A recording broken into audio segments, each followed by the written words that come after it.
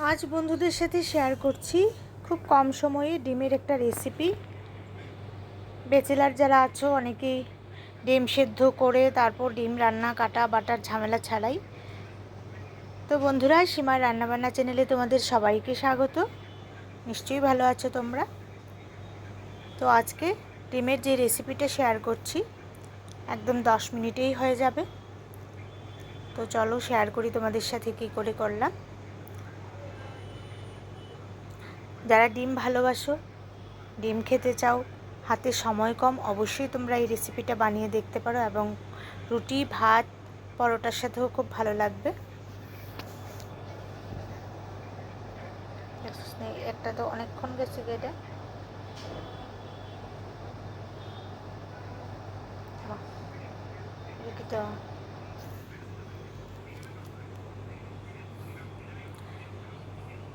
আমি দিয়ে দিলাম কড়াতে সর্ষের তেল, একদমই কম তেল দিলাম, দিয়ে ডিমটা ফাটিয়ে দিয়ে দিলাম আর উপর থেকে একটু 1 চিমটি নুন দিয়ে দিলাম।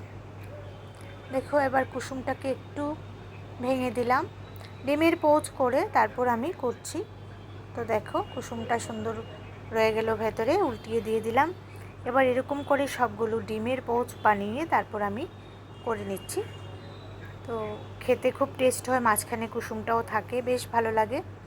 তো আরও একটা করে নিচ্ছি এভাবে। আর আমি সাথে করে নিচ্ছি একটু পেঁয়াজ আর একটু মশলা তো দিতেই হবে। তো দূরের বন্ধু কাছের বন্ধু সকলকে জানাই অনেক ভালোবাসা। আর নতুন বন্ধুরা যারা আমার চ্যানেলটি সাবস্ক্রাইব করোনি, প্লিজ সাবস্ক্রাইব করে পাশে থেকো আর পাশে থাকা বেল আইকনটাও প্রেস করে দিও। তো হয়ে গেল, সবগুলো ডিম আমি পোচ করে নামিয়ে নিলাম, রেখে দিলাম। এবার আমি দিয়ে দিলাম কড়াতে তেল আর দিয়ে দিলাম বেশ কিছুটা পেঁয়াজ। এখানে বড় সাইজের 2টো পেঁয়াজ কেটেছি। এবার পেঁয়াজটা একটু ভাজা করে নিচ্ছি। খুব সিম্পলভাবে করছি কিন্তু খেতে অসাধারণ হয়, তোমরা অবশ্যই ট্রাই করে দেখবে। দিয়ে দিলাম সামান্য একটু নুন। তো পেঁয়াজটা খুব তাড়াতাড়ি একটু মজে যাবে, ভাজাও হয়ে যাবে তাড়াতাড়ি, সেই জন্য।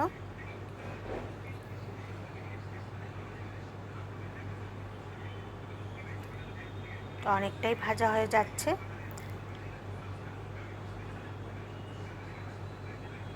এবার দিয়ে দিলাম কাঁচা লঙ্কা বাটা আর সামান্য একটু পেঁয়াজ বাটা, একটু আদা বাটা, 1/2 চামচ 1 চামচ করে সবগুলো দিয়ে দিলাম। আদা আর একটু হলুদ দিলাম, 2 কোয়া রসুন দিলাম বাটা, সব একসাথে বেটে নিয়েছি। এবার দিয়ে দিলাম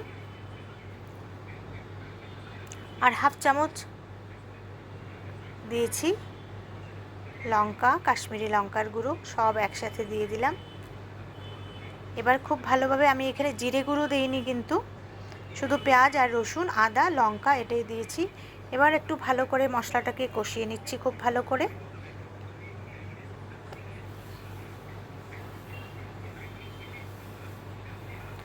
আরও একটু ভাজা করে নিচ্ছি। তো এবার দিয়ে দিলাম সামান্য একটু জল ঝোলের জন্য।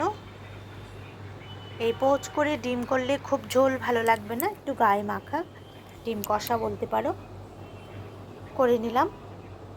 এবার ফুটতে উঠুক আর দিয়ে দিলাম সাথে ডিমের পোচগুলো। রুটির সাথেও খুব ভালো লাগে খেতে।